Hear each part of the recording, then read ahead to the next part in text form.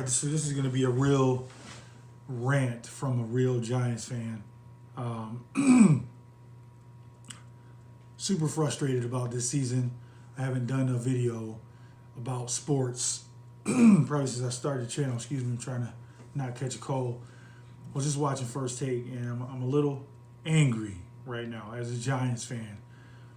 Like I said, I'm a longtime Giants fan. I've been watching the Giants since we had a white running back named Rob Carpenter. So we're talking way, way long ago, even before we got Joe Morris and Phil Simms, and that's how far back I go. So I've been frustrated to say the least, but the talk right now is about Beckham and, you know, the interview that he did and the things that he said or didn't say. This is how I truly feel. Could he have done the interview a little differently? Yes, he could have. He could have handled it differently and not so much have thrown people under the bus with subliminals. He didn't have to have Lil Wayne sitting next to him. I still don't know what that was for. You guys can tell me. But honestly, the real thing I was upset with him about was when they asked him if he was happy in New York. He hesitated for a long time. I would have liked for him to have winded that question a little harder and maybe said, yeah, you know, I'm happy for the most part when we're winning, or I'm unhappy because of the weather. It's too cold. I'd rather be warm. Something to that effect. Outside of that, I'm not upset with him at all. I am angry with the way other people have handled it, like Stephen A. Smith, other people on First Take.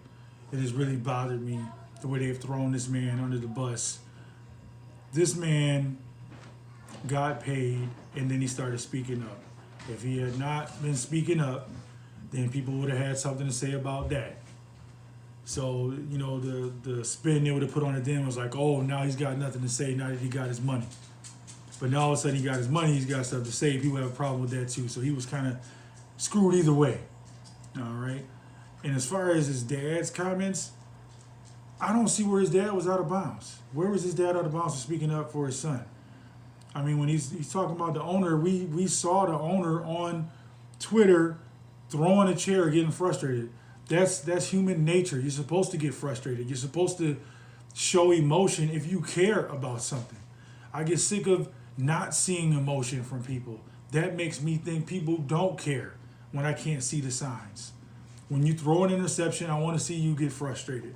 I want to see some type of animation on the sideline. All right. The problem is when we do show animation, when you're a little darker of skin, you're looked at as not being a team player or being too animated or barbaric and scary, you know. But if it's somebody like a Tom Brady, you know, throwing his helmet or getting in the guy's face and yelling and pumping people up, oh, you know, he's just being competitive. Okay, well, what happened to us being competitive?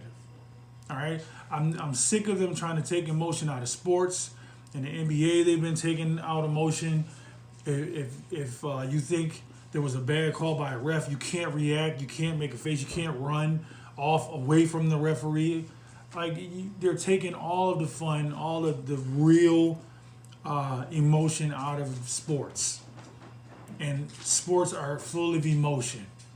If you really care about what you're doing, if you're passionate about winning, stop taking the passion out of sports.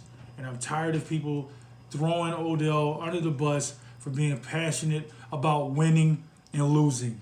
He doesn't want to lose. I don't want the Giants to lose because I'm a fan.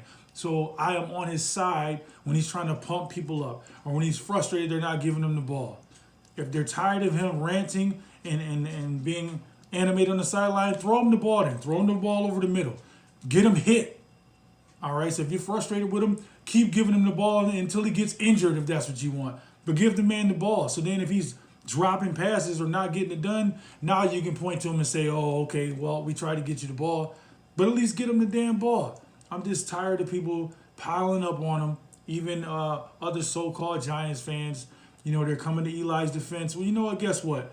Eli's been terrible for the last couple of years. All right, newsflash. The Giants were one of the last organizations to even have a black starting quarterback. The way the league is constructed right now, you need a mobile quarterback. All right, he doesn't have to be black, but at least be mobile. Who's been the Giants' mobile quarterback? Jeff Hostetler. I mean, how many years ago was that? I probably was a teenager back then. So we get these guys that can't move around, and then we don't want to look at mobile guys like Kaepernick because he kneeled for something he believed in, and got maligned for that. So basically, this whole thing that Mara said, as far as doing more playing and less talking, to me it just reminds me of the "shut up and dribble" comment that they gave to LeBron. All right, they don't want these guys to have an opinion. Just shut up and do what you're told. Keep your mouth shut until somebody criticizes you for being too quiet. So you're screwed either way. That's how I feel. You guys can hit me up in the comment section. Let me know if you think I'm way off base. If so, I need to hear your opinion. All right, and if you're with me, hit that like button. It's your boy Yellow. I'm out.